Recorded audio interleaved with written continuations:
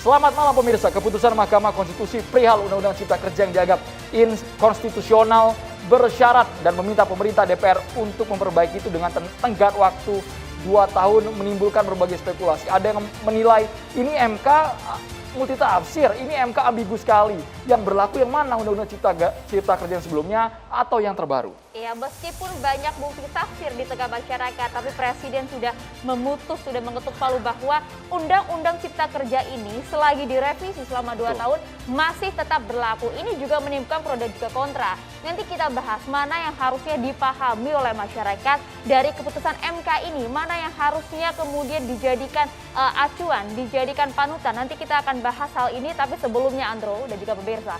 Ya, kalau berbicara pada Undang-Undang Cipta Kerja, terlebih kemarin setelah diketuk palu oleh MK, ini kontroversial juga. Bahkan cuitan ini sempat ditulis juga oleh Fadlizon, kalau kita tahu ini anggota DPR RI, fraksi Gerindra, Komisi 1. Bunyinya begini Andro, undang-undang ini harusnya batal karena bertentangan dengan konstitusi dan juga banyak masalah sejak awal prosesnya.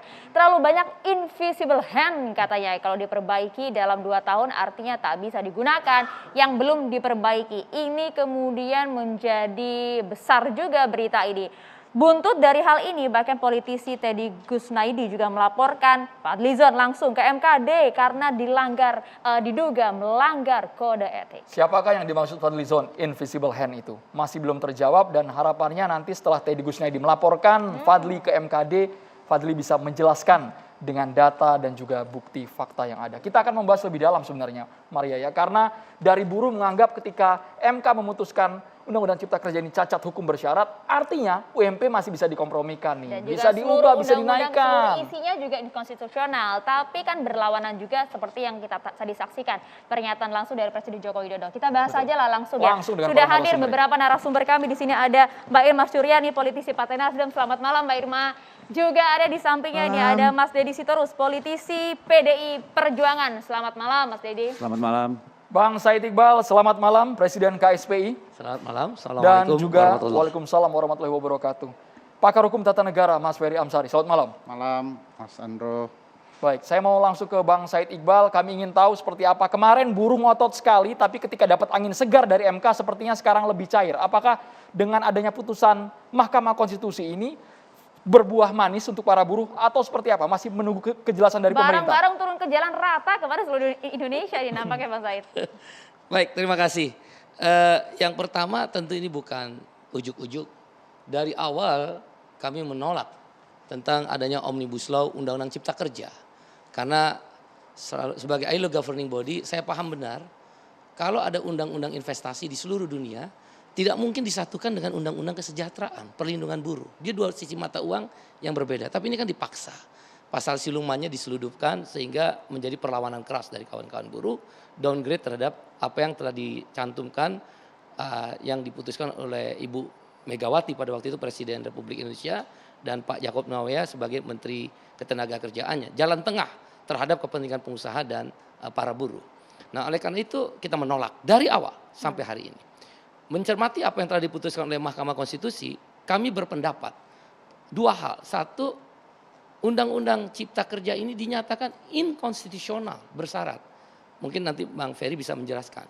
Biasanya MK itu memutuskan konstitusional bersyarat. Tapi kalau ini inkonstitusional bersyarat. Jelas perintahnya adalah makna yang terkandung ini inkonstitusional nih barang. Tapi memang ada syaratnya. Yang kedua disebut di situ oleh MK cacat formil. Nah, dari 2 hal tersebut kemudian muncullah beberapa amar putusan nomor 1 sampai 9. Kami mencermati nomor 4, amar putusan nomor 4, amar putusan nomor 5, 6 dan 7. Hasilnya?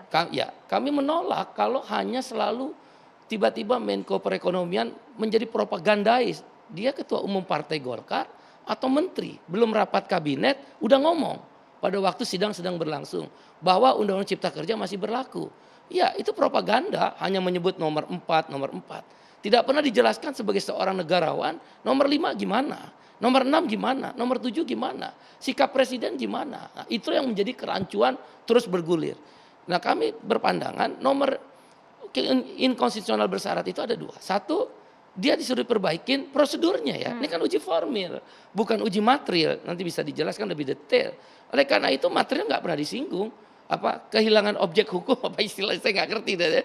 Kehilangan objek hukum. Nah oleh karena itu ini formil, yang akan diformilkan. Perbaiki dulu undang-undang P3 tentang pembuatan undang-undang.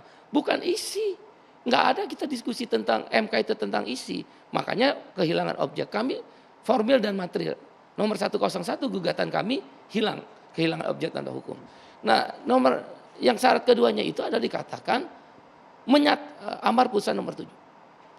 Menyatakan setiap tindakan menyatakan menangguhkan tindakan garis miring kebijakan yang strategis dan berdampak luas. Itu satu frase. Jadi ada kebijakan atau tindakan kalau dia strategis dan berdampak luas tangguhkan, tunda, nggak boleh berlaku. Kemudian frase kedua, dan dilarang menerbitkan peraturan yang baru. Jadi yang baru pun nggak boleh diterbitkan. Nah sampai titik ini kami sangat mengapresiasi apa yang disampaikan oleh MK. Apakah benar yang disampaikan Presiden Jokowi, Bapak Presiden Jokowi, bahwa Undang-Undang Cipta Kerja berlaku? Betul, berlaku, kami setuju, amar putusan 4. Tapi baca dong amar putusan 5-nya, amar putusan 6 dan amar putusan 7. Jadi problemnya di mana? Problemnya adalah mengeneralisir bahwa semua peraturan yang ada tetap berlaku, isi pasal Undang-Undang Cipta Kerja berlaku. Padahal mari kita telah satu aja ya, kami contoh di ketenaga kerjaan. PP nomor 36 tahun 2021 tentang pengupahan, pasal 4 ayat 2 jelas di situ dikatakan bahwa kebijakan penetapan upah minimum adalah kebijakan strategis. Kejebak sendiri itu menteri. Kebijakan strategis refer kepada amar putusan nomor 7 bahwa menyatakan menangguhkan setiap kebijakan garis miring tindakan. Meskipun kalau kita lihat keputusan MK juga sudah clear, ini kan yang dianggap inkonstitusional ada prosedurnya, formilnya, bukan materialnya, bukan isinya. Betul. Oleh karena itu kita nggak pernah diskusi tentang isi. Oleh karena itu di amar putusan 7 dan juga di PP nomor 36 ayat 4 pasal 4 ayat 2 bahkan saya baca sedikit pertimbangan hukumnya ya. Kan jangan nggak ujuk-ujuk ada amar putusan. Pertimbangan hukum 3.20.5 bahwa untuk menghindari dampak yang lebih besar terhadap pemberlakuan Undang-Undang 11 2020 selama tenggang waktu 2 tahun tersebut, Mahkamah juga menyatakan Mahkamah menyatakan pelaksanaan UU 11 garis miring 2020 yang berkaitan hal-hal yang bersifat strategis dan berdampak luas agar ditangguhkan terlebih dahulu, termasuk tidak dibenarkan membentuk peraturan yang baru serta dibenar pula penyelenggara negara melakukan pengambilan kebijakan strategis yang dapat berdampak luas. Jelas. Strategisnya artinya UMP. PP nomor 36 tahun sebentar, 2021. Bang Said menyoroti termasuk UMP. UMP kan ditandatangan sebelum keputusan MK. Ketika tanggal 20 November, Bang Said. Dengan dia ditangguhkan, tidak berlaku. Cabut itu SK Gubernur. Nah, aksi-aksi buruh yang tadi ditayangkan oleh TV One adalah apresiasi, perlawanan keras. Ini akan makin mengeras. Karena Gubernur atas dasar apa dia menggunakan PP 36 melawan mahkamah. Ibu Irma harus komentar, termasuk SK UMP. Ibu Irma, apakah Anda sepakat? Iya, sebenarnya begini. Kalau kita mengacu pada Undang-Undang Cipta Kerja, Junto PP 36 tahun 2021, sebenarnya yang memiliki kewenangan menetapkan UMP itu adalah gubernur. Pada saat Jokowi menjadi gubernur DKI, 43% loh naiknya. Begitu juga ketika Ahok. Nah kenapa sekarang nggak berani? Kan yang menandatangani peraturan pemerintahnya kan presiden, bukan Ida Fauzia. Kenapa ngirim suratnya ke Ida Fauzia? Ke presiden dong. Itu yang pertama. Karena ada surat dari Mendagri itu. Yang kalau nggak mengikuti perintah daripada Menaker, maka akan diberi sanksi. Ya silahkan aja. Kenapa dia nggak berani? Kenapa nggak berani? Kan tolol nggak berani. Buktinya Jokowi berani. Ahok berani. Kenapa nggak berani? Kan itu persoalannya. Jadi jangan dibolak-balik. Itu kewenangan gubernur di seluruh Indonesia loh menurut undang-undang ini. Tegas loh Said. Itu yang pertama ya. Semua gubernur itu dikumpulkan oleh Menko Polhukam. Kejaksaan Agung dan Mendagri. Dan kalau saya itu kalau fakta. saya jadi gubernurnya saya berani. Nah, maka Mbak Irma sebaiknya kita doakan jadi gubernur DKI. Ya Itu kan? intinya Oleh kan. karena itu Kalau kita saya jadi nggak bisa gubernurnya saya berani. melihat Karena letter Pak luck. Jokowi dulu berani, Ahok berani. Kenapa Nggak ada surat berani? edaran Mendagrinya Mbak Irma. Ya apapun lah. Ya, Forget artinya it kalau saya menurut saya. itulah Karena ini undang-undang ini juga sudah jelas kok. Kan undang-undang ini tidak dibatalkan. Toh? Yang strategis ditangguhkan. Ya. Ditangguhkan. Oleh karena itu pasal PP nomor 36. Butuh keberanian. Bahwa itu ditangguhkan. Mas Said dibutuhkan keberanian. Ya. Untuk membela, Ya. untuk melakukan pembenaran. Kebenaran itu perlu keberanian. Iya.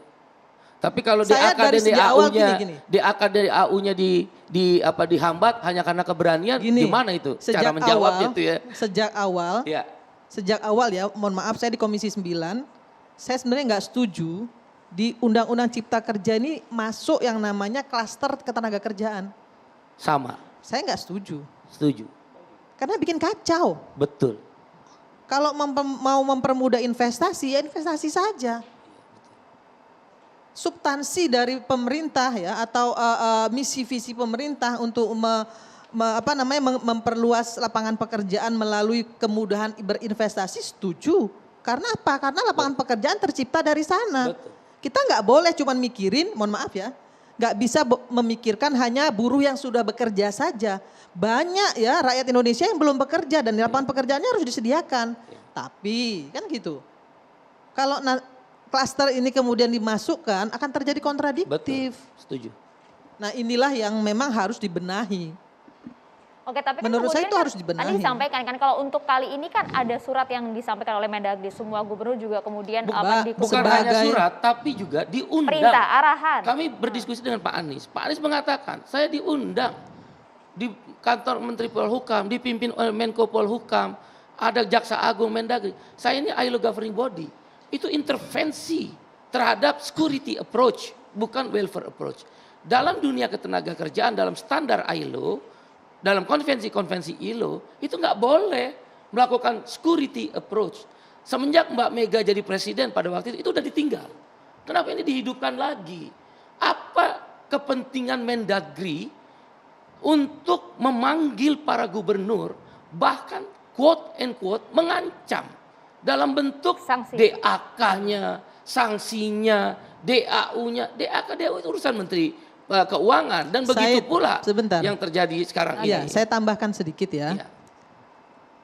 Peraturan menteri, panggilan menteri, itu nggak boleh menafikan undang-undang ini. Betul. Jadi nggak usah pusing-pusing sebenarnya. Ya dibutuhkan keberanian lah. Jadi kalau sekarang posisinya ada gubernur yang menyurati harus Menaker, berani. apakah itu menurut langkah saya, tepat? Menurut Karena- saya itu salah. Itu salah alamat. salah Harusnya bentuk ke langkah. presiden. Surat itu harusnya ke presiden, Meskipun bukan ke formula Menaker. itu Undang-Undang Cipta Kerja pedomannya, Ibu Irma. Ke presiden, kan presiden yang tanda tangan kok yang bikin SK-nya. Enggak, surat gubernur itu berisikan menyampaikan bahwa ada surat edaran Menaker tentang kenaikan rata-rata nasional dengan rumus formula kenaikan upah minimum batas bawah batas atas.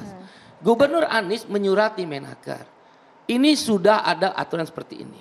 Tetapi dengan menimbang rasa keadilan, maka Gubernur Anies berpendapat di DKI rumus itu tidak bisa diterapkan.